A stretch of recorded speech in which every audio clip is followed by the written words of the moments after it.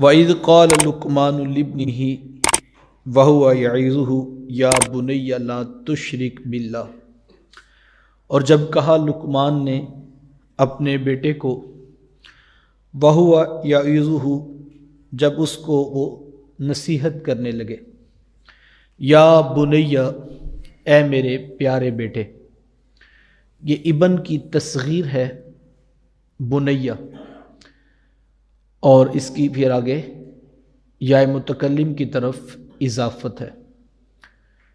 عربی کلام کا اصول یہ ہے کہ جب کسی لفظ کی تصغیر لائی جاتی ہے تو اس سے اپنی محبت اور شفقت کا اظہار مقصود ہوتا ہے۔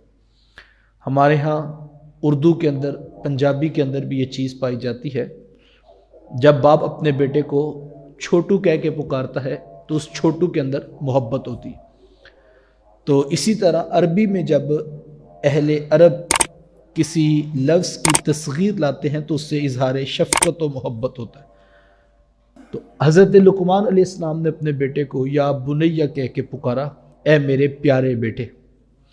یہاں سے ایک بات سمجھ آ گئی، تربیت پیار سے ہوگی، نصیحت محبت کے ساتھ ہوگی۔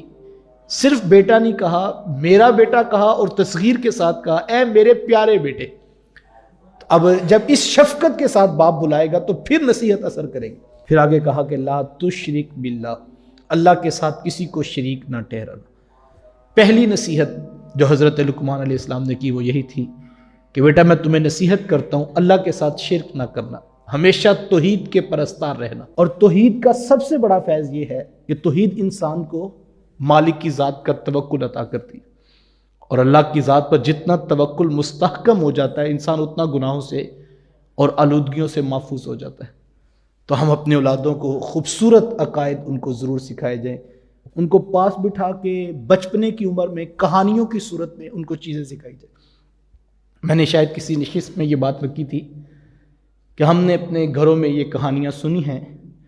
والدہ بتاتی کہ کوئی چور تھا جو کسی گھر میں داخل ہوا اپنے گروہ کے ساتھ، اور مختلف چیزوں کو وہ ٹٹول رہے تھے، ہر کوئی چیزیں اٹھا کے جیب میں رکھ رہا تھا۔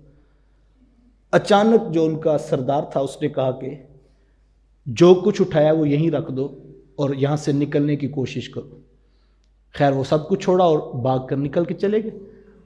تو باہر جا کے انہوں نے پوچھا کہ گھر کے اندر اندھیرا بھی تھا، کوئی شخص موجود بھی نہیں تھا، لیکن جب سب کچھ ٹھیک تھا تو کیا کسی نے کوئی مخبری کر دی، کسی نے کوئی اطلاع پہنچا دی کہ آپ نے جلدی جلدی ہمیں کہا کہ سب کچھ چھوڑ کے نکلو؟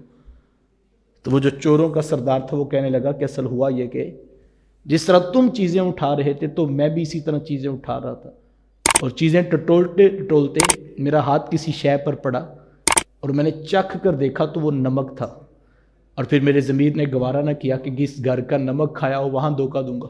یہ میرے اندر ایک بات اتر گئی تو میں نے چھوڑ، ایک کہانی ہے، یہ کوئی تاریخ کا واقعہ نہیں ہے، لیکن ماں نے بچے کو کیا سکھایا اس کہانی سے کہ بیٹا جس در کا نمک کھا لیتے ہیں پھر وہاں بے وفائی نہیں کرتے، یہ سکھایا۔ تو پھر مجھے بتاؤ جس کو اتنی بات سمجھ آ گئی وہ کہیں ملازمت کرے گا تو دھوکہ دے گا؟ وہ کہیں سے تنخواہ لے گا تو دھوکہ دے گا؟ وہ کل کو 16ویں 18ویں گریڈ کا گورنمنٹ کا آفیسر لگ گیا تو کیا وہ دھوکہ دے گا؟ اس کو پتہ ہے اس محکمے سے میں کھاتا ہوں، یہ محکمہ میری ضروریات پوری کرتا ہے اور میں نے یہاں بے وفائی نہیں کرنی۔ جس کی یہ تربیت ہوئی ہوگی، مجھے بتاؤ وہ در رسول سے بے وفائی کبھی کرے گا؟ وہ کبھی حضور کی ذات سے بے وفائی نہیں کر۔ وفا اپنی اولادوں کو سکھائیں، حضور کی ذات سے وفا سکھائیں، اور عقیدہ توحید کا یہ فیض ہو کہ ان کی روحوں میں یہ بات اتر جائے کہ ہم نے دھوکہ نہیں کرنا، ہم جس سے بھی وابستہ ہوتے ہیں اس سے خالص اخلاص کے ساتھ ہم تعلق نبھاتے ہیں۔ تو پہلی چیز جو ہم ان کو سکھائیں وہ ان کو عقیدہ توحید سکھائیں، عقیدہ رسالت سکھائیں، عقیدہ آخرت سکھائیں۔